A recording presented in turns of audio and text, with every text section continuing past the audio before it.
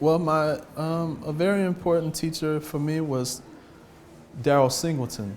He was he's the assistant band director and the percussion teacher at Texas Southern University. And when he started teaching me, I think I went to another level. You know, I respond to a lot of kind of tough love in teaching.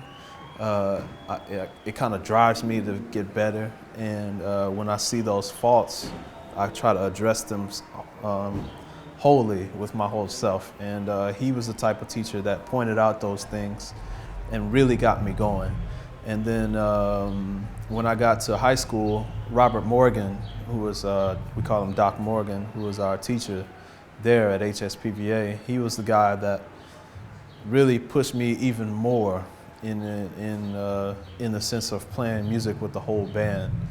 And then, you know, when I got to college, I had so many. I had Ron Savage, I had John Ramsey, I had Joe Lovano there.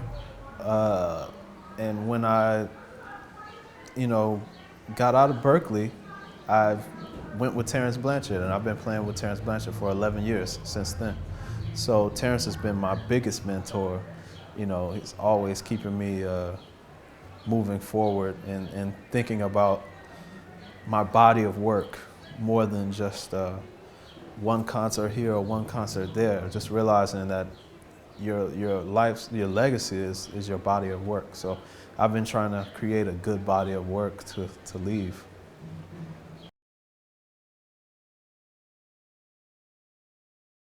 I was just having a real interesting conversation with Lonnie Plaxico about being in Art Blakey's band. And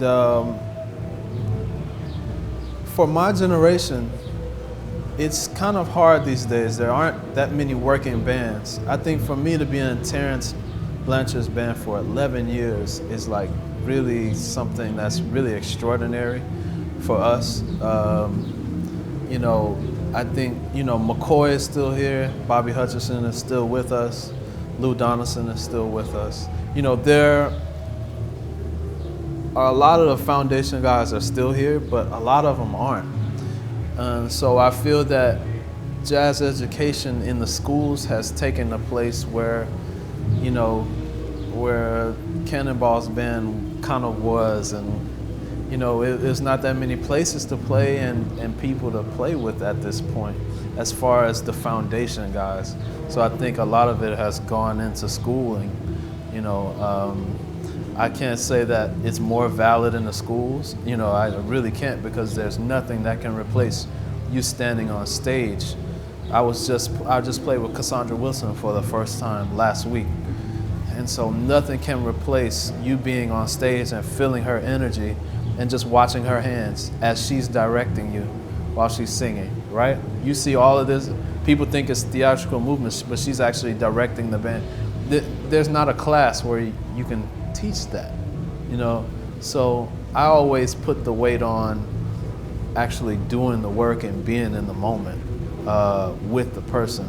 So, but jazz education has definitely helped me. I mean, it provided me a space to really learn about the music where I didn't really have that outlet, you know, before.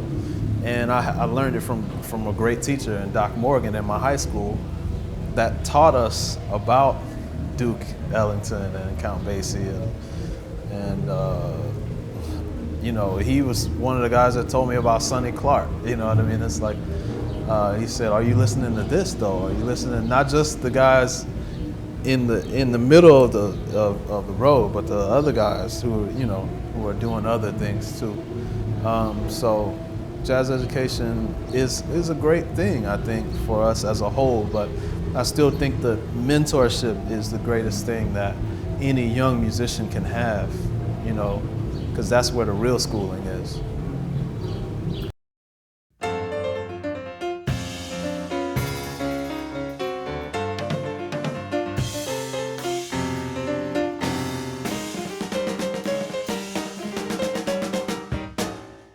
What's up, I'm Kendrick Scott. For more videos, make sure you go to jazztimes.com. No other place, just there.